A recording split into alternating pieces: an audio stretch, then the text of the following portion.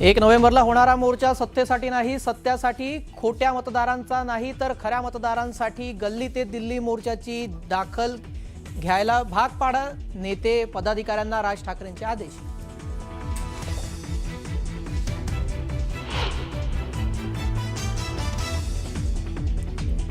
शिवतीर्थ बंगल्यावर जाऊन संजय राऊतांनी घेतली राज ठाकरेंची भेट. 1 नोव्हेंबरच्या मोर्चाच्या नियोजनाबाबत दोघांमध्ये चर्चा.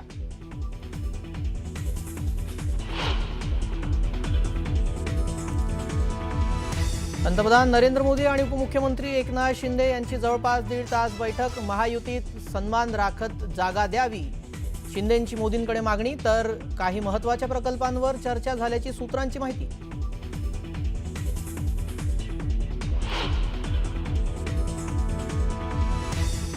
धनगेकरांना जो निरोप द्यायचा तो दिलाय. महायुतीत मतभेद होता कामा नये अशी समज दिली. दिल्ली दौऱ्यावर असलेल्या एकनाथ शिंदेंचं धनगेकर मोहोळ वादावर मोठं विधान.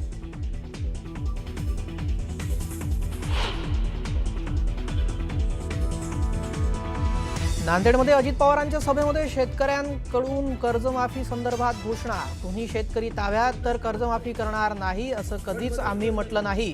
अजित दादांचं स्पष्टीकरण.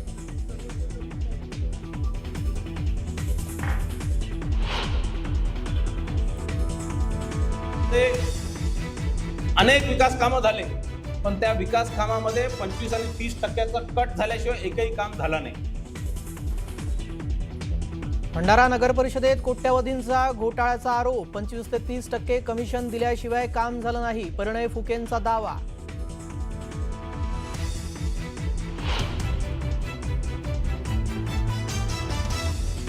आरोपी प्रशांत बनकरला फलटणच्या अतिरिक्त जिल्हा न्यायालयात करणार हजर. राहत्या घरातूनच बनकरला अटक केल्याची माहिती.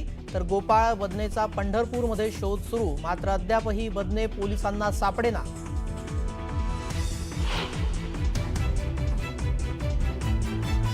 फलटण महिला डॉक्टरच्या आत्महत्या प्रकरणातील आरोपी प्रशांत बनकरला पोलिसांकडून अटक. महिला डॉक्टरच प्रशांतला त्रास देत होती. बनकरच्या कुटुंबाचे महिला डॉक्टरवरही आरोप.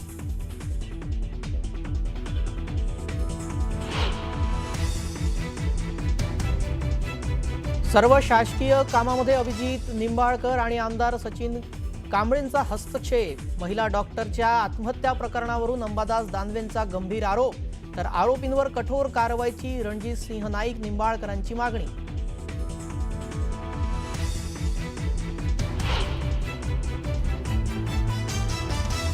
आणि नांदेडच्या तरुणाला कर्नाटकच्या बिदरमध्ये जबर मारहाण. प्रेम प्रकरणातून तरुणाला बेदम मारहाण झाल्याची माहिती. मारहाणीनंतर तरुणाचा मृत्यू.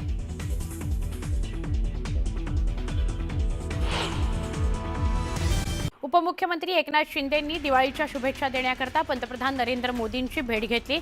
विकासाच्या अजेंड्यावर मोदींची चर्चा झाली. तर भेटीत बाळासाहेबांच्या आठवणींना उजाळा देण्यात आला असं वक्तव्य उपमुख्यमंत्री एकनाथ शिंदे यांनी केलं. दिल्लीतील भेट होते ही विकासाच्या मुद्द्यावरच होते. मात्र मी गावी गेलो किंवा दिल्लीला आलो तरी चर्चा होतेच असा टोला उपमुख्यमंत्री एकनाथ शिंदेंनी विरोधकांना लगावला. महायुतीतील प्रत्येक नेत्यानं महायुती जपली पाहिजे. महायुतीत मतभेद होता कामा नयेत. त्याची प्रत्येकानंच काळजी घ्यायला हवी. रवींद्र धंगेकरांकडे पक्षाचा निरोप गेलाय. त्यांना योग्य ती समज दिली गेलेली आहे असं वक्तव्य उपमुख्यमंत्री एकनाथ शिंदेंनी केलंय. रवींद्र धंगेकरांनी पुन्हा एकदा मोहोळांवर हल्लाबोल केला. याचं असं झालंय की स्वतःचं ठेवायचं झाकून आणि दुसऱ्याचं बघायचं वाकून. मी माझ्याच प्रतिज्ञापत्रात माझ्यावरचेच गुन्हे ठळकपणे लिहिणार आणि म्हणणार माझ्यावर गुन्हा दाखल नाही असा टोला सुद्धा त्यांनी लगावला. तर मोहोळांवर 6 गुन्हे दाखल असल्याचा दावाही धंगेकरांनी केला. रवींद्र धंगेकरांनी भाजपवर आरोप केलाय. विकृती वाढत चालली आहे आणि भाजपमध्ये दारुड्यांची संख्याही वाढते असा हल्लाबोल त्यांनी केला. तर माझी किती बदनामी करायची तेवढी करा, अजून केली तरी हरकत नाही, पण जैन मंदिर वाचलंच पाहिजे असं विधान रवींद्र धंगेकर यांनी केलं. सगळे बिल्डर राज्यमंत्री मुरलीधर मोहोळ यांचे हस्तक आहेत. सगळा व्यवहार संशयास्पद आहे असा आरोप रवींद्र धंगेकर यांनी केला. हा सगळा व्यवहार त्या जैन मंदिराशीच संबंधित आहे. जो व्यवहार झाला त्यावर मुख्यमंत्री फडणवीस अंकुश ठेवतीलच अशी प्रतिक्रिया धंगेकरांनी दिली. पक्षात शिस्त असली पाहिजे, पक्षापेक्षा मोठं समजणाऱ्या व्यक्तीला इथं स्थान नाही असा दम नाना पटोलेंनी कार्यकर्त्यांना दिला. कुणी कुणाला बोललं किंवा धमकावलं तर त्याच्या घरात घुसून मारू असा इशारा पटोलेंनी दिलाय. भाजपने मुंबई महापालिकेकरता 150 पेक्षा अधिक जागांवर विजय मिळवण्याचं लक्ष्य ठेवलंय. केंद्र आणि राज्यापाठोपाठ मुंबई महापालिकेत वर्चस्व प्रस्थापित करण्याकरता भाजपकडून आखणी सुरू आहे. शिंदे गटाला 65 ते 75 जागा देण्यास भाजप अनुकूल असल्याची माहिती सूत्रांनी दिली आहे. भाजप हा ब्लॅकमेलिंग करूनच सत्तेत आलेला पक्ष आहे असा आरोप नाना पटोलेंनी केला. मंत्री चंद्रशेखर बावनकुळेंवर गुन्हा दाखल करून त्यांना सत्तेतून बाहेर काढलं पाहिजे असं नाना पटोले म्हणाले. आगामी पालिका निवडणुकांच्या पार्श्वभूमीवर भंडाऱ्यात काँग्रेसच्या कार्यकर्ता मेळाव्याचं आयोजन करण्यात आलं होतं. नाना पटोलेंच्या उपस्थितीत भाजप आणि राष्ट्रवादी काँग्रेसच्या कार्यकर्त्यांच्या प्रवेशानं काँग्रेसची ताकद वाढेल असा दावा पटोलेंनी केलाय. केंद्रीय मंत्री नितीन गडकरींनी कार्यकर्त्यांचे कान टोचले. सध्या भाजपमध्ये मोठ्या प्रमाणात इनकमिंग सुरू आहे, मात्र त्यामुळे जुन्या कार्यकर्त्यांकडे दुर्लक्ष करू नका, त्यांच्याकडे लक्ष द्या, नाहीतर जेवढ्या जोरानं वाढलाय तेवढ्याच जोरानं खाली आल्याशिवाय राहणार नाही असं म्हणत त्यांनी पक्षाला घरचा आहेर दिला. गडकरी नेहमीच कान टोचण्याच्या भूमिकेत असतात, मात्र गडकरींनी कान टोचूनही काहीच परिणाम होत नाही, कारण भाजपतील 60% लोक बाहेरचे आहेत आणि त्यांचे स्वतःचे केवळ 20% लोक आहेत असा खोचक टोला संजय राऊतांनी भाजपला लगावला. 25 ते 30% कमिशन दिल्याशिवाय नगर परिषदेत कोणतेही काम झालं नाही असं म्हणत भाजप नेते परिणय फुकेंनी दिवाळी स्नेहमिलन कार्यक्रमामध्ये खळबळ उडवून दिली. यात करोडोंचा घोटाळाही झाला असल्याचं त्यांनी सांगितलंय. नगर परिषदेमध्ये आपली सत्ता आली तर त्याची चौकशी करू असा दमही त्यांनी दिला. गृह खात्याकडे फडणवीसांचं लक्ष नाही, फडणवीसांचं लक्ष फक्त राजकारणाकडे आहे अशी टीका संजय राऊतांनी केली. गृह खातं अजगरासारखं निपचित पडलेलं आहे, असंवेदनशीलपणे गृह खात्याचा कारभार सुरू आहे असा हल्लाबोल राऊतांनी केला.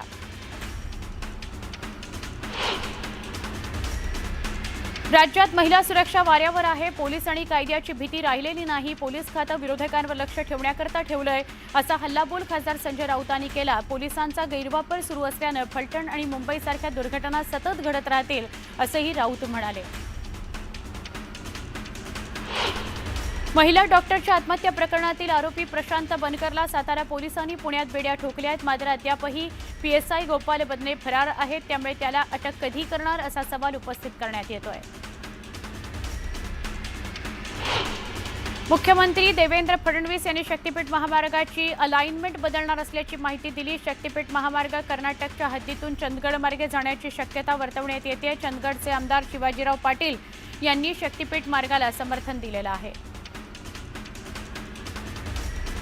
नाशिक त्र्यंबकेश्वर रस्त्यावर सुरू असलेल्या NMRDAच्या कारवाईला तात्पुरती स्थगिती देण्यात आली आहे. स्थानिक लोकप्रतिनिधी आणि साधू महंतांनी मुख्यमंत्र्यांची भेट घेतली. भेटीनंतर मुख्यमंत्र्यांनी कारवाईला स्थगिती दिली.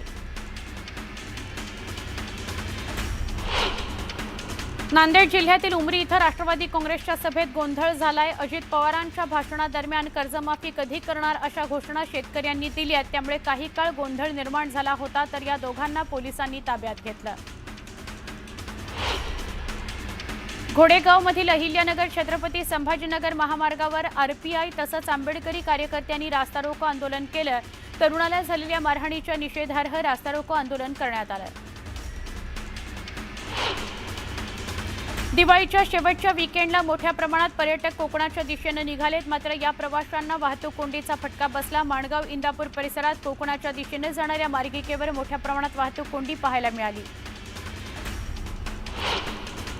मुंबई पुणे एक्सप्रेसवेवर वाहतूक कोंडी झाल्याचं बघायला मिळालं. वाहनांच्या 4 किलोमीटरपर्यंत रांगा लागल्या होत्या. पुण्याकडे जाणाऱ्या लेनवर मोठी वाहतूक कोंडी झाली.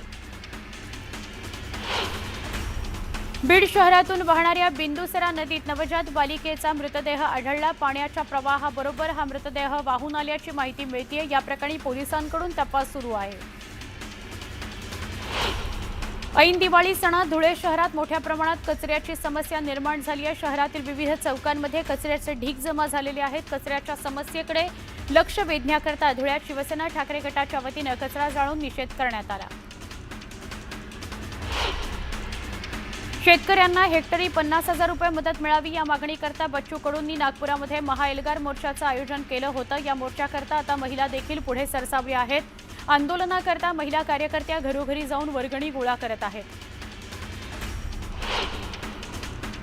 कर्नाटकातील साखर कारखान्यांचे गळीत हंगाम 20 ऑक्टोबरपासून सुरू झालेत। जिल्ह्यातील 17 कारखान्यांचा गळीत हंगामही सोमवारपासून सुरू होणार आहे। मात्र एकाही कारखान्यानं ऊस दर जाहीर न करण्याची सावध भूमिका घेतली आहे।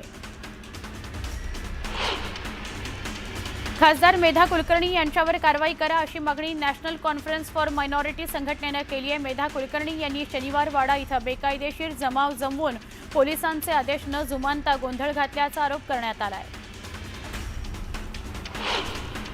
कार्तिकी एकादशीसाठी बीडच्या संत बंकट स्वामींच्या दिंडीचं पंढरपूरकडे प्रस्थान झालं। गेल्या 80 वर्षांची अखंडित वारीची परंपरा आहे। नेकनूर ते पंढरपूर 9 दिवसाचा पायी प्रवास करून वारकरी कार्तिकी एकादशी सोहळ्याकरता पंढरीमध्ये दाखल होत। पाथर्डी तालुक्यातील कौडगाव आठरे या परिसरासह गावांमध्ये जनावरांमध्ये लंपी या आजारानं थैमान घातलाय। आतापर्यंत 50 दुभती जनावरं दगावल्याची भीती वर्तवण्यात येते आहे। त्यामुळे शेतकरी हवालदिल झालेला आहे।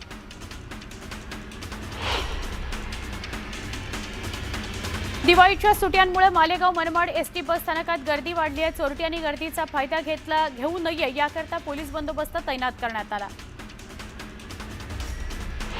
दिवाळी आणि वीकेंडमुळे अक्कलकोटच्या स्वामी समर्थ नगरीत भाविकांची गर्दी बघायला मिळाली। स्वामी समर्थांच्या नगरीत राज्याच्या कानाकोपऱ्यातून भाविक दाखल झाले। नागपुरामध्ये भारतीय टपाल विभागाच्या कार्यालयाच्या रोजगार मेळाव्यामध्ये 2 महिला कर्मचाऱ्यांमध्ये खुर्चीवरून जुंपली। एरवी राजकीय क्षेत्रातील व्यक्ती खुर्चीकरता भांडताना आपण पाहिलंय। मात्र या कार्यक्रमात चक्क 2 महिला अधिकारी एका जागी बसण्यावरून तूतूमेमे करताना बघायला मिळाल्या। वाशिममध्ये बसमधील रॅकवर एका प्रवाशाची 60,000ची रोख रक्कम आणि लॅपटॉप, महागडे कपडे यासह इतर मौल्यवान वस्तूंची विसरलेली बॅग त्या प्रवाशाला वाहकानं परत केली। बॅग परत मिळाल्यानं प्रवाशानं एसटी वाहक अमोल वैद्य यांचे आभार मानले। मालेगाव शहरात नाशिक ग्रामीण पोलीस आणि शांतता समितीच्या संयुक्त एकत्रित येऊन रन फॉर युनिटी मॅरेथॉन स्पर्धेचं आयोजन करण्यात आलं। या मॅरेथॉनमध्ये मंत्री दादा भुसे सहभागी झाले होते। अरबी समुद्रात वादळ सदृश्य वातावरण निर्माण झाले, त्यामुळे गुजरातसह अन्य भागातील मच्छीमार नौका देवगड बंदरात विसावल्या। 2 दिवस वादळ सदृश्य वातावरण असल्यानं मच्छीमार व्यवसाय ठप्प झाला।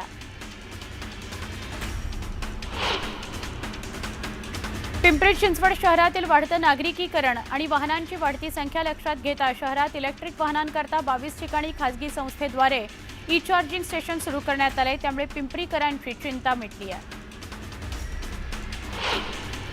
आरटीओ कर्मचाऱ्यांनी रिक्त पदं भरणं, पदोन्नती देणं आणि कळसकर समितीच्या शिफारसीची अंमलबजावणी करणं आदी मागण्यांकरता सोमवारपासून बेमुदत साखळी उपोषणाचा इशारा दिला।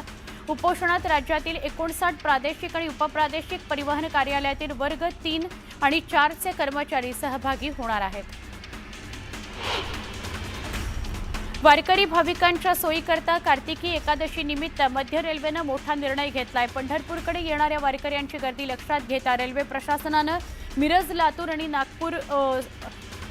लातूर आणि सोलापूर मिरज दरम्यान विशेष गाड्या चालवण्याची घोषणा केली आहे। या गाड्या 30 ऑक्टोबर ते 4 नोव्हेंबर कालावधीमध्ये धावणार आहेत। एकूण 36 फेऱ्या चालवल्या जाणार आहेत। चंद्रपूर मूल मार्गावरील केसला घाट परिसरात एका वाघिणीचा दुचाकीच्या मागे धावतानाचा थरारक व्हिडिओ सध्या सोशल मीडियावर जोरदार व्हायरल होतोय। माहितीनुसार ही केमार्क वाघीण असून ती सध्या बफर क्षेत्रातून त्या परिसरात भ्रमण करते। वर्धा शहरात वाहतूक नियंत्रण रेषेचं नियोजन नसल्यानं वाहतूक व्यवस्थेचा बोजवारा उडाला। जड वाहनं आणि मोठ्या प्रवासी ट्रॅव्हल्सना शहरात बंदी घालण्यात आली आहे। मात्र असं असतानाही खुलेआम ट्रॅव्हल्स होत नसल्यानं संताप व्यक्त केला जातोय। वर्ध्याच्या सेलू कृषी उत्पन्न बाजार समितीत शेतमालाला अवकाळी पावसाचा फटका बसला। सोयाबीन भिजल्यानं शेतकरी संतापला। संतप्त शेतकऱ्यांनी बाजार समिती प्रशासनाला जाब विचारला। सभापती आणि सचिवांशी भांडत आपला आक्रोशही शेतकऱ्यांनी व्यक्त केला।